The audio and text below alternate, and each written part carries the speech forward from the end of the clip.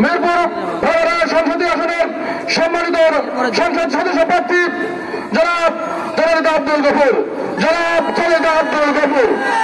ইসলামী কর্তৃক আয়োজিত আজকের ঐতিহাসিক মিছিল পরবর্তী সমাবেশের মঞ্চে উপস্থিত সম্মানিত সভাপতি, প্রধান অতিথি, অন্যান্য নেতৃবৃন্দ সহ প্রাণপ্রিয় সাথী ও বন্ধুগণ, আসসালামু আলাইকুম ওয়া রাহমাতুল্লাহ।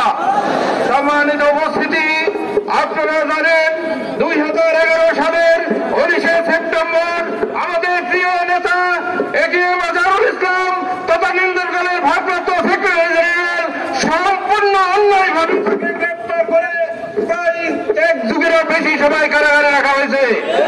সম্মানিত উপস্থিতি, আজ আমরা দেখেছি বাংলাদেশ 2024-এর 5ই আগস্টের পরে একদিনে শীর্ষ নেতৃবৃন্দের মুক্তি হয়।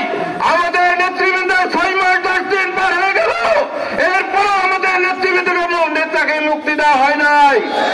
আমরা বর্তমান সরকারকে জানাতে চাই, বাংলাদেশ জামাত ইসলামী শান্তির প্রিয় একটি সংগঠন। আমরা যদি শান্তিপূর্ণভাবে আমাদের নেতাকে মুক্ত করে না দেন, অবশ্যই আমরা দেশকে অশান্ত করে তুলব। ভাই আমার, আজকে আদালত দেখানোর কোন সময় নেই। ফ্যাসিস্ট বিদায় হয়েছে, ফ্যাসিস্টের বদলে মামলা করা হয়েছে।